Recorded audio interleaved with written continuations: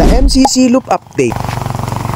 Kinabukasan hinatid ako ni Kuya Gaderick papunta sa pang 13 na content creator. Si Kuya Islaw Kayabyab ang tinutukoy ko na pinsan niya at may-ari ng Taluntunan Farm and Resort. Pag alis ni Kuya Gaderick sakto namang dating ni Kuya Islaw. Actually, magkakasama kami kagabi. Ayan, nandito kami ngayon sa bagong bukas na tindahan ni Kuya Islaw. Inuman. Hindi matindahan, inuman ang nangyari. Dito lang sa may I Love PBB. Yung mga karne po, sariling ano nyo po yan. Lahat galing sa farm nyo. Kasama. Itong sauce ni Kuya Islaw lalo na yan From root crops. Ngayon lang ako nakatikim ng ganyang sauce.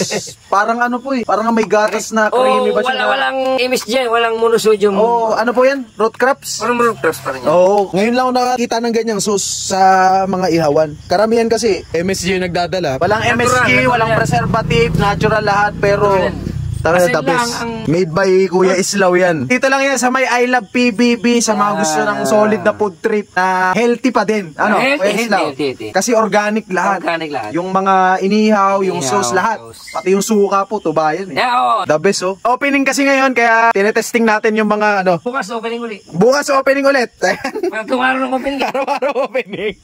Maraming nalasing. Araw-araw opening po dito, kaya pumunta na kayo dito sa may I Love PBB. Sobrang daling hanapin by Kuya Islaw. Ayan, pauwi na si Kuya Marvin Maria, taga Labo, Agawad ng Labo. Ayan, binigay niya sa atin itong Korean noodles yan, boss. At saka yung inatawag na seaweed. Salamat po.